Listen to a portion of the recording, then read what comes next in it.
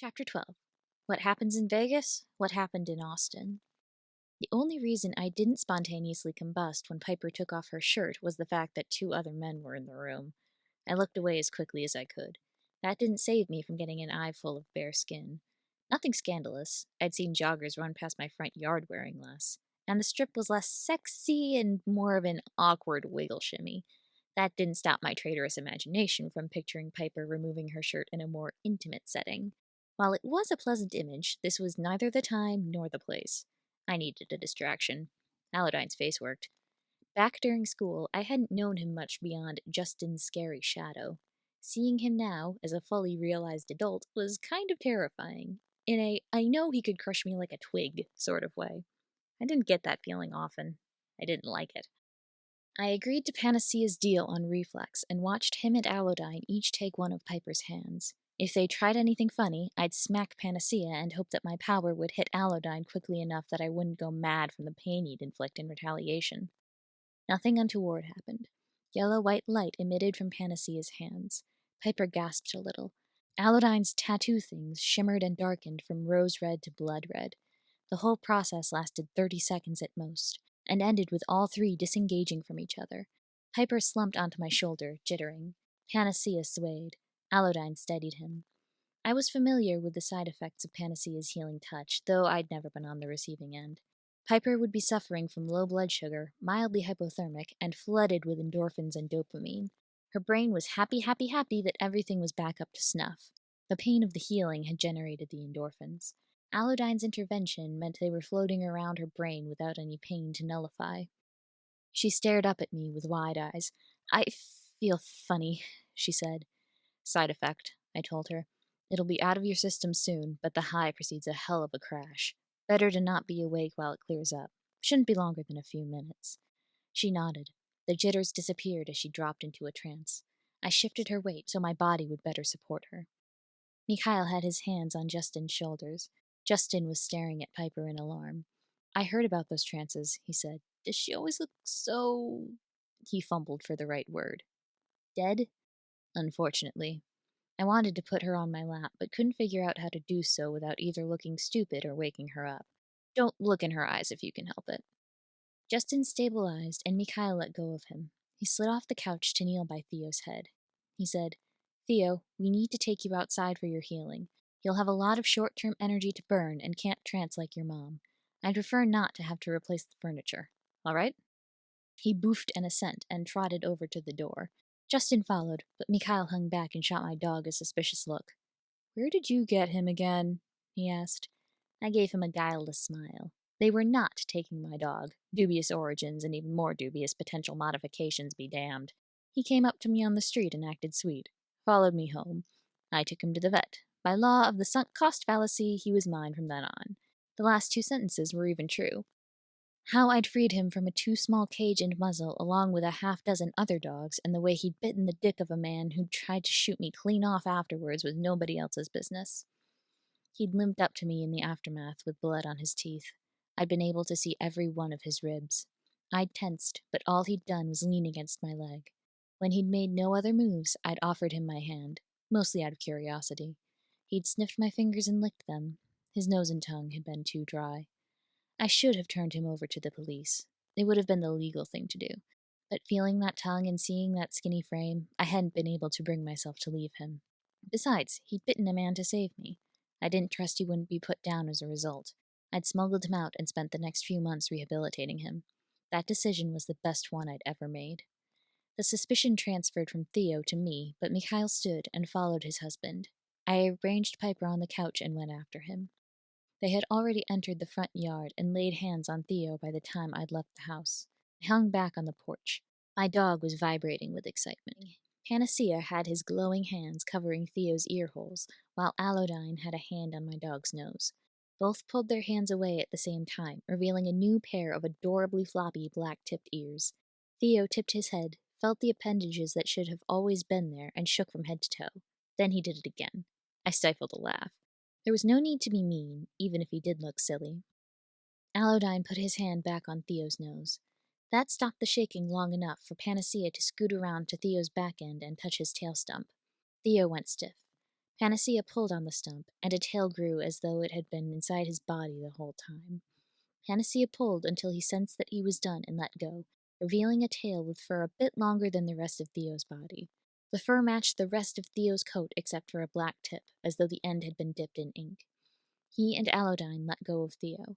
The new tail wagged once, twice, and Theo looked back, saw it, started to chase it.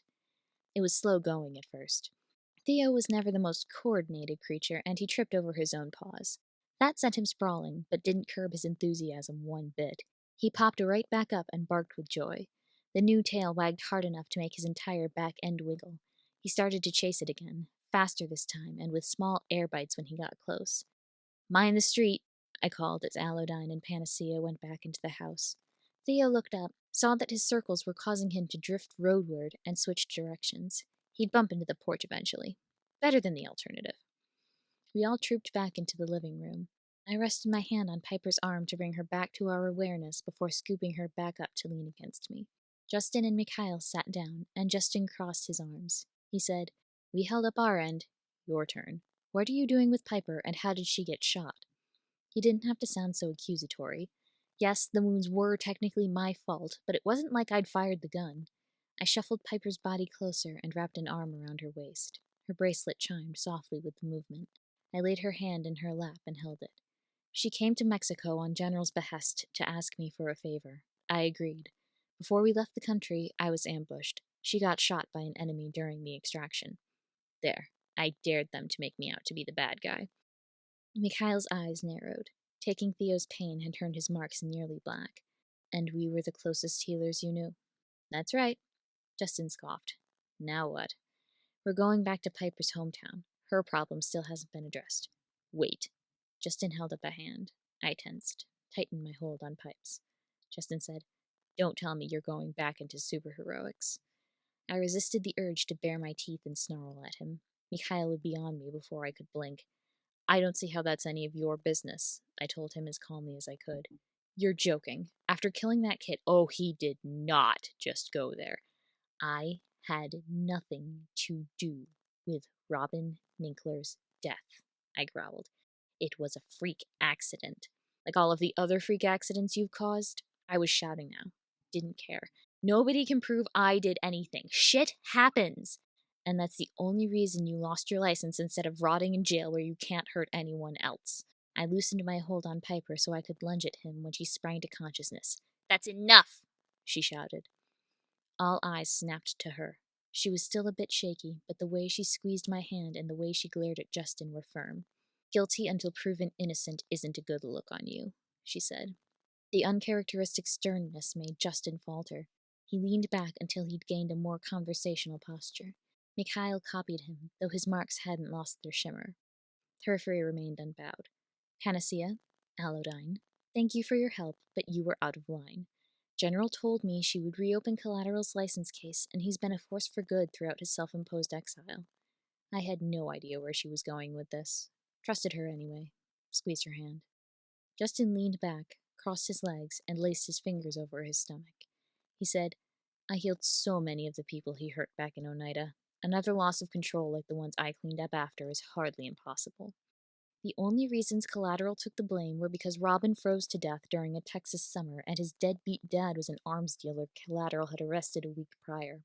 If anything, Robin's mom was most at fault for losing track of him long enough for him to wander into that freezer." Justin and Mikhail exchanged a look. Periphery squeezed my hand. Mikhail sighed and said, "He's dangerous. His power can't do anything except hurt others." "He can hear you," Perry said, calm as a spring breeze. "And we live in a world where there are people who need to be hurt." She stood. The rest of us followed. There was something about her in that moment that commanded such respect. "I'm not asking you to forget the past," she said to Justin and Mikhail.